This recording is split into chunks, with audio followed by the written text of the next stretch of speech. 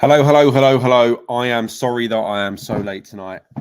Life has lifed this week, and I am all over the place. But I'm happy to be back on the West Ham Network. So thank you to anyone that's been waiting, and apologies for the delays. Let's get some questions in the chat. I am super excited for the Chelsea game this weekend. How's everyone thinking? What's everyone thinking ahead of the game? Is everyone excited? What does everyone think about the result on the weekend? I want to hear all your thoughts. It's been a few weeks since I've been on because life has been lifing once again. Now, what are your score predictions ahead of the Chelsea game this weekend? Right, let's get that one in there. And there we go.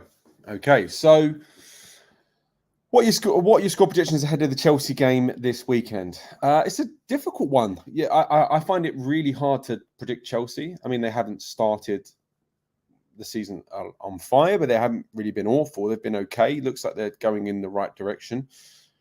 I think we are very much in the same boat. I'm a bit unsure with what to expect from the club at the moment. Obviously, I think West Ham have shone in spells, and we've also, had periods where we look to be struggling with the new style of play and fitting all the new players in and whatnot. But I do think there is more to be happy about rather than be unhappy. I think when you look at Chelsea, obviously they've had such a turbulent couple of years. They've had, I think they had 17 incomings and whatnot over the summer. They've had a ridiculous amount of transfers come through the door. I think they've received the most money out of any club in world football. I think they've spent the most in the Premier League. So it's kind of like, they've had a busy window just like us. And the problem is they've had multiple busy windows, So I would be interested to hear what you guys think the result's going to be on the weekend. I'm actually optimistic. Obviously, the last time we played Chelsea at home, I think it was our first home win of the year last year against Chelsea. I remember Antonio being impressive in that game, scored a goal in the second half. And I think that's the game that Raheem Sterling played really, really well as well. But pretty sure it kicked off our first win of the season last year, if I recall correctly. So, little to complain about when it comes to West Ham. I don't think we're necessarily running on all cylinders at the moment. I don't think everything is a well-oiled machine, but I do think we are going to improve gradually. And I think we've seen that with Lopetegui at his previous sides. Now let's get in the chat because I want to hear what everyone's saying. You guys have been in here for a while. I appreciate all the comments. Let me just have a look in it. Right, the most important thing, Stuart, welcome to the stream, but Spurs are losing to Coventry 1-0. It's another bit of silverware that will not be going to North London, hopefully. Mark thinks Chelsea are going to win 3-1. Interesting. Keith going with a 0-0. Jay thinks Chelsea have a few key players out for the game. Lucas, how you doing, mate? Good to have you in here. Desmond Tutu. I think most of them are back. So, are Chelsea losing players or not? That is what we want to know. That is what we're not sure on. We are going to do the Rent Boys on Saturday 2-0. Clean sheet. That would be nice, wouldn't it? Chelsea have 350 players, so need more on the few. Kyle thinks we're going to lose to Chelsea and Palmer's going to score a hat-trick. Gusto, Lavia, and Enzo all available again. Stuart thinks 2-1 to us. Okay, so bit of a mixed bag in terms of predictions. Lots of people thinking we're going to lose. Lots of people thinking we're going to win. A few draws in there, but that's kind of a suggestion of where fans are this season on West Ham in general, isn't it? I think there's a lot of mixed bag kind of opinions. What would be your starting lineup for the game?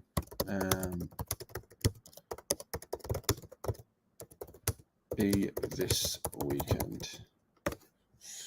Here we go. This is what I want to know next for you guys. So I think on the weekend, obviously the first 45 minutes seemed to be a mistake. But what I liked about that on the weekend is that Lopetegui made changes at half time, and that's unlike, David Moyes brought a hell of a lot to the football club. Obviously, took us on a journey that had many, many highs, but also had a lot of frustrations. And some of those frustrations came from the fact that he didn't often make changes quick enough in the game, and maybe sat on his laurels a little bit too much, sat on plan A, and when it didn't work, it was a little bit too late to change. So I think the fact that Lopetegui on the weekend obviously started with a lineup that didn't quite work. I think when he made those changes at half time, I think that's an important thing for us. It's good to see. It was quite refreshing. The manager almost held his hands up and said, made a mistake. Let's change the game a little bit more, analyze what was happening in front of him, and made a game management decision. And then, we didn't play well across the full 90. That's very obvious. I think getting into the game with, near the end of the game was obviously the way it happened. But, point's a point. You can't complain with that. It's very, Man City nearly just scored, by the way. Outrageous. So a point's a point. Happy to get away with the point, but I think Lopetegui would have seen enough from the team that he had in the second half to suggest that he knows what he might be having a clearer idea of what his strongest lineup could be. Flawless thinks we're going to lose 3-0. You a Chelsea fan, mate, or are you a West Ham fan? That's what I want to know, because I don't think we'll lose 3-0. Lucas thinks if Fulkrug isn't fit, think it's time for Bowen up front. Possibly.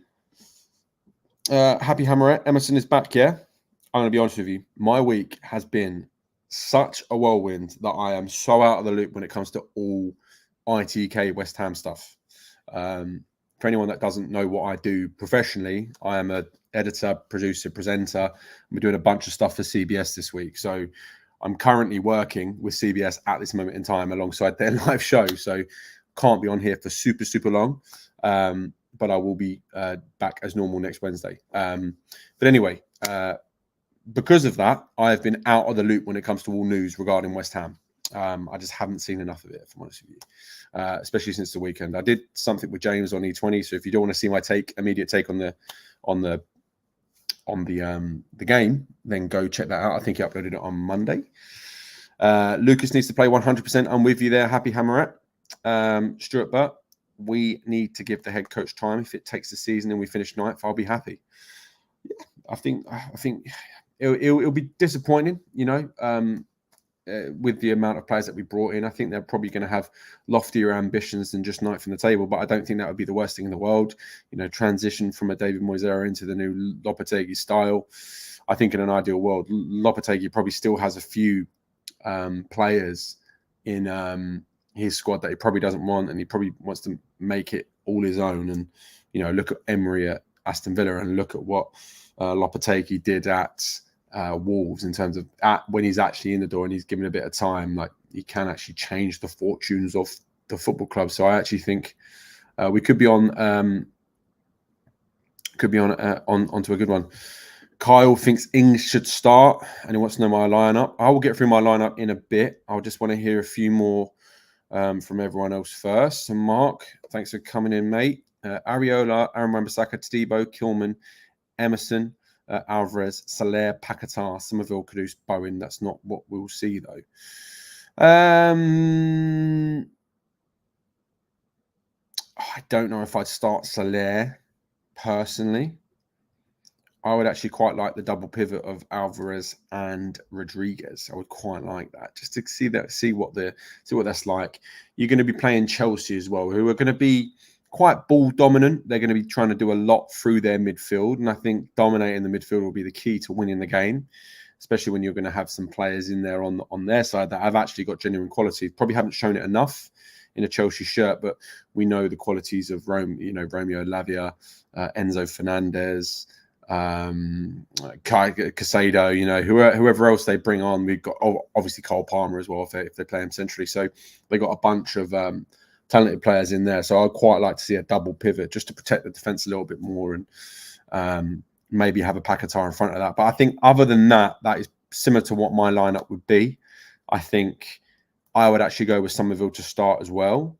I think if Fulkrug is fit, then we go with Fulkrug. If not, then I would quite like to see Bowen centrally, and I would quite like to see Mikel Antonio utilised as an impact player off the bench, because I don't think we've seen enough of him so far, or enough from him so far this season.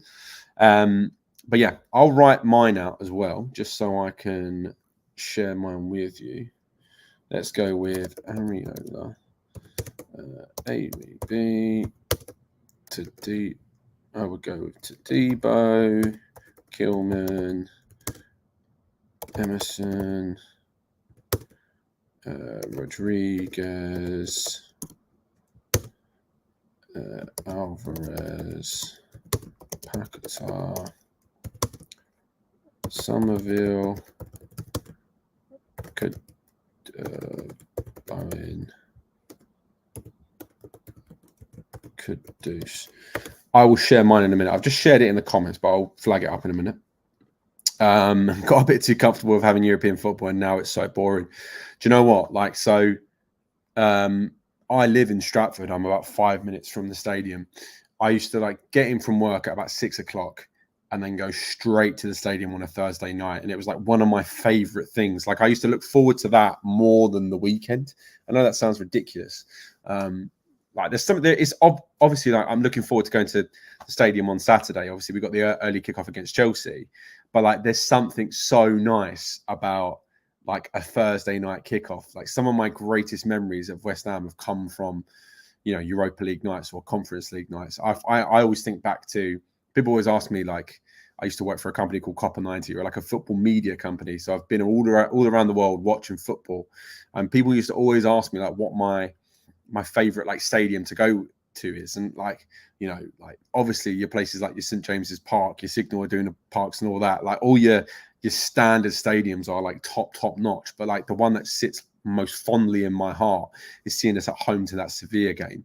And obviously I was away in Prague as well. Those 2 nights are two of my most favorite nights in general, let alone just in football. So I'm with you there. I would love to see us back in Europe next year, and I really hope that we can kind of pick up some form and push up the league, because I'm missing Thursday night football as well.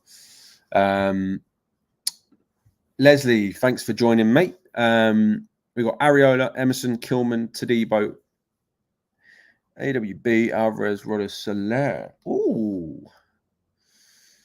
Somerville, Kudus, Bowen. But Lobby does not agree. You got no Paquetá in there, mate. That's an interesting one. Apparently Emerson was not in training. Thanks for that, Mark. Can't say him playing Todibo, Lopetegui until the Bin Dippers Cup game, to be honest. Maps will start at the weekend, though. Possibly, yeah. Alvarez and Rodriguez, so negative, though. I don't think we don't need whoever that second midfielder is, whether you have the one as Alvarez and Rodriguez, that second midfielder doesn't need to be a progressive type of football player or progressive midfielder. He's just there to kind of cushion the defense. And obviously you all know this anyway, but I think where we can really hurt and impact teams this year is where we soak up pressure, distribute the ball out early from defense and midfield, and then have our dynamic front three really cause problems. And I think if you put that front three there and then you put a Paquetá behind it, I actually think you get the best out of Paquetá, because he can be creative. He can get stuck in and come back, but also transition the play and all sorts of stuff like that. So it does sound negative in its thing, but I think double pivots can work. And I think especially against teams that are going to be more ball dominant against us, I think it'd be interesting to see how Chelsea line up, of course, because they'll probably go with the midfield 3. And if they do that, then we need, destroyers in there to kind of help break up play. Someone to try and, stick to Palmer for the full 90 so that, he's less of a danger and whatnot. So, yeah, Paquetá and some of them have to start this one, surely. All right, here we go. West Ham Network. This was my comment a moment ago. This is what I would go with, and then I'll get into some more comments in a moment. So yeah, I'll go Areola in goal, Aaron Wan-Bissaka at right back.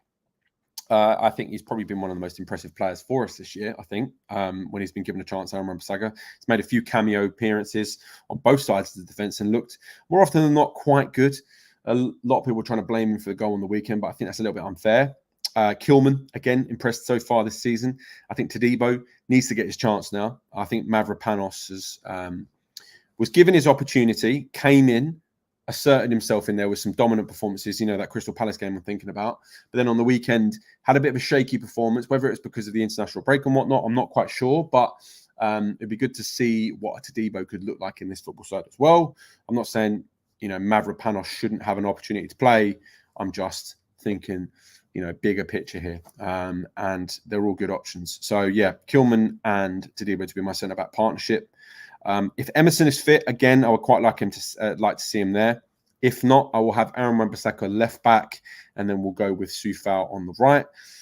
I've just explained what I would like in the double pivot. I'd really like Alvarez and Rodriguez together, just to cushion that defense, try and control the midfield, and then put a Paquetá centrally in front of them to then have think about this as a front three. Somerville on the left, Bow in the middle and Kudus on the right. I think that's generally like a really exciting front three. You put Paquetá behind that, you can actually change the game, and I think Chelsea are get atable in that regard. Sevilla was mental, absolutely. Lucas, Prague was so special, best trip I've ever done. The next time we're back in Europe, it'll be much sweeter. Absolutely. Soler looks like a live wire. Love players like that. He does, doesn't he? He looks like one of those kind of like cult players that West Ham fans become quite fond of. That's why we all love Lucas Paquetá, because he gets stuck in and he's always arguing and whatnot. So it's a shame that it's only a loan with no obligation to buy, but who knows, if he impresses, we might be able to sign him at the end of the season. Moving Kudus from graveyard may spark better performances. If Lopetegui does not start Somerville, then please switch Paquetá and Kudus at the very least. How has Cornet been getting on? Has he had any minutes? He came on at the weekend, had a cameo performance, but didn't do too much. But yeah, other than that, he's been, I think he's been getting some minutes. I think that's the most important thing. I think Cornet does need to get some minutes, because people forget that he obviously struggled massively with injuries when at West Ham. Had to see like a specialist calf, a specialist calf specialist. That doesn't make sense. A calf specialist for his calf. And that guy had, had only seen his injury like twice in 30, 40 years. And obviously he never then really got an opportunity to get into the football, the football team under David Moyes and whatnot, because he had his established 11. So it's a shame that he could never work there. But I think the more minutes he gets, the more he can kickstart his career. Because I want to see the player do well. He obviously impressed at Burnley. He got the move to West Ham, just didn't quite work out there, and it was just unfortunate with injuries. I still want to see him do well though. But so far, it's early doors. It's going to be hard at Southampton. They're going to be up against it all season as well. But in a team that are going to be, you would assume fighting relegation, you should assume you'll get some minutes. I don't know if he was offside. Mark like that one as well. But yeah, just to wrap everything up, guys, because I have actually got to get back to work as well. Apologies for the late start today. I was meant to start at 9. I got here about 15:15 because things have been absolutely manic. But yeah, I'm seeing a lot of despair from West Ham fans at the moment, thinking it's all doom and gloom. I don't think it's that bad yet. I don't think there's a huge amount to complain about so far. Obviously, the football isn't pretty at times, but I think it's early days, and the more patient that we are with the manager, I think things will turn around and we'll start pushing up the table. And I think Chelsea, London derby is a good place to start. I've been Jamie Talks. Thank you very much for watching. As always, I'm always here at 9 p.m. on a Wednesday, apart from today's 20 past. But other than that, it's great to watch. Great to talk to you guys. And thank you to the West Ham Network for having me as always. I will be back next Wednesday, 100%. And if I'm late, then I want you to all hurl abuse at me in the comments. Show some love to the West Ham Network channel as well. They're doing great things at the moment. Obviously, setting up the second channel and whatnot. Doing really good stuff. Giving people like myself platforms to talk about West Ham and all sorts. Guys, thank you for watching. I will catch you next week. See you later. Enjoy the football on the weekend and be healthy, be happy. All that. Nice one.